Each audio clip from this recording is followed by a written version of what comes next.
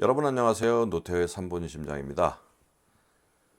오늘도 심방세동과 관련된 이야기를 여러분과 나눠보도록 하겠습니다. 오늘은 심방세동 중에서도 증상이 없는 심방세동에 대해서 말씀드리겠습니다. 우선 심방세동은 진단이 아주 쉽지 않아요. 처음에 그 심방세동이 발생할 당시에 심방세동 초기에는 심방세동이 처음부터 생겨서 쭉 지속되는 경우보다는 심방세동이 생겼다 말았다를 반복해요. 그래서 이걸 우리가 의학적 용어로는 발작성 심방세동이다 이렇게 이야기하거든요. 생겼다 없었다 하는 겁니다. 많은 심방세동이 초기에는 잠깐 생겼다가 없어져요. 그리고 또 한참 있다가 생겼다가 없어져요.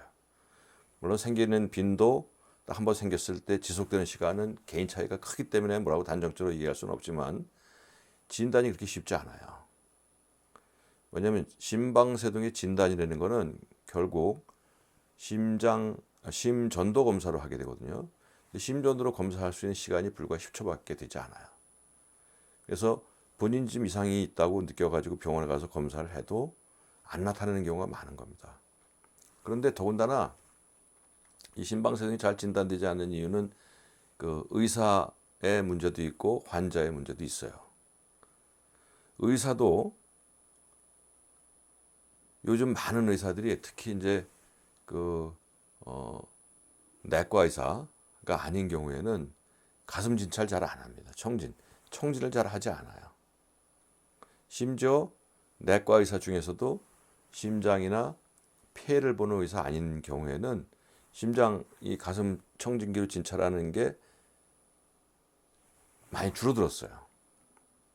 물론 이제 소화기내과 의사인 경우에는 가슴을 청진하는 것보다는 배를 만져서 이제 복부를 진찰하는 게 훨씬 더 중요하고 진단적으로 가치가 크기 때문에 그렇긴 하지만 사실은 심장과 폐를 진찰하는 거는 사실은 그 진찰의 기본이거든요.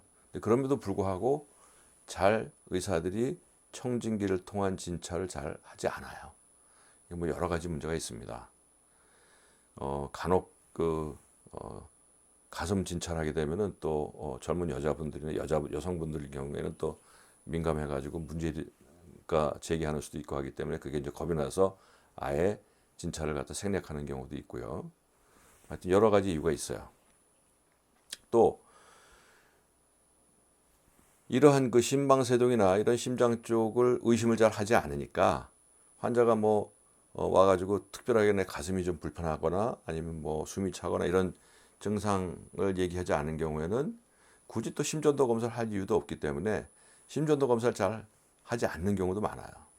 해도 잘 안 나타날 수 있는데 잘 하지도 않으니까 발견될 가능성은 더 떨어지는 겁니다. 있어도.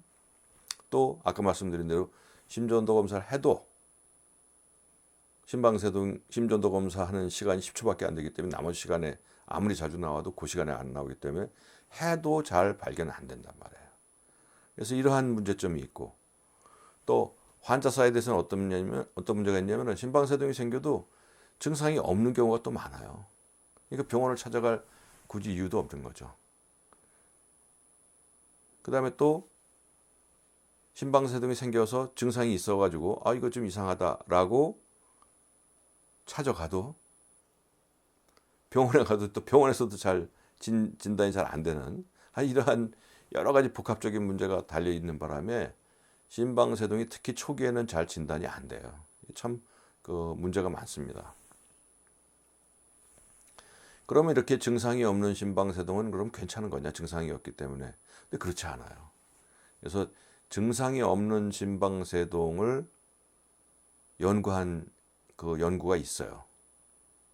이건 벌써 2015년도 American Journal of Medicine이라고 그러는 데서 무증상 증상이 없는 심방세동 환자의 1년 사망률을 뒤져봤더니 증상이 있는 경우보다 오히려 사망률이 더 높은 것 같다 하는 연구 결과가 나온 게 있어요. 어떻게 생각하면 사실 또 당연한 이야기이기도 해요. 증상이 있으면은 병원을 찾게 되고 병원에서는 심방세동과 관련된 문제를 예방하기 위해서 조치를 하는데 증상이 없으니까 병원을 잘 찾지도 않을 거고 따라서 관련된 문제가 생기는 걸 갖다가 알아채고 예방할 수 있는 방법도 사실 좋기 때문에 그럴 수 있을 거라고 생각합니다. 그 다음에 또 증상이 없고 그냥 스크리닝이라는 건 뭐냐면은 정식 심전도가 아니라 그 간편한 다른 심전도죠. 그러니까 뭐 스마트워치라든지 아니면 맥박을 잡는다든지 이런 식으로 해서 스크리닝을 통해서 찾아낸 심전도하고 그 다음에 일반적으로 진단되어서 나오는 그 심방세동하고 놓고 봤더니 치료를 해봤더니 치료에 대한 반응은 똑같더라는 거예요. 그러니까 어쩌다가 이게 발견되는 심방세동도 정식 심방세동과 같다 이렇게 판단하는 거죠. 그래서 결국에는 지금 이야기는 증상이 없는 심방세동도 진단이 되는 그러니까 정식으로 진단되지 않고 그런 그 다른 방법, 간이 방법으로 발견되는 심방세동, 스크리닝되는 심방세동도 정식 심방세동과 거의 같지 않냐. 따라서 치료면에서도 거의 동등하게 해야 되지 않느냐. 이런 게 이제 일반적인 요즘 그 대두되는 생각입니다. 실제 이제 무증상 심방세동을 찾아서 한 연구가 있었어요. 그랬더니 신환 심방세동이 1,100명이 있었는데 그 중에 13.3%인 146명이 증상이 없더라는 거죠. 그 심방세동이 처음 그 발견되는데 그 사람들 중에서 13%는 증상이 없더라는 거예요. 그러니까 상당히 생각보다 많은 편이에요. 그리고 또 이분들 연구를 통해서 보니까 무증상 심방세동에서 그 위험한 사고가 생기는 일, 그러니까 생존율, 사망률이라든지 아니면은 뇌졸중의 발생 이런 것들을 살펴봤더니 이거는 증상이 없는 심방세동이 오히려 더 나쁜 경향이 있더라 하는 얘기입니다. 이건 뭐 아까도 말씀드렸지만 증상이 있어야지만 빨리 진단이 되고 정확하게 그 예방과 치료가 들어갈 텐데 그런 게 이제 늦어지기 때문에 오히려 예후는 더 나쁠 수 있겠다 하는 게 뭐 충분히 예상은 가능한 이야기였습니다. 그래서 오늘 드린 말씀은 심방세동 중에서 증상이 없는 심방세동도 증상이 있는 심방세동과 마찬가지로 위험성이라든지 예후라든지 이러면서 동등하고 따라서 치료도 같이 치료해야 되겠다 하는 내용을 여러분께 말씀드렸습니다. 여러분 감사합니다. 노태호의 3분 심장입니다.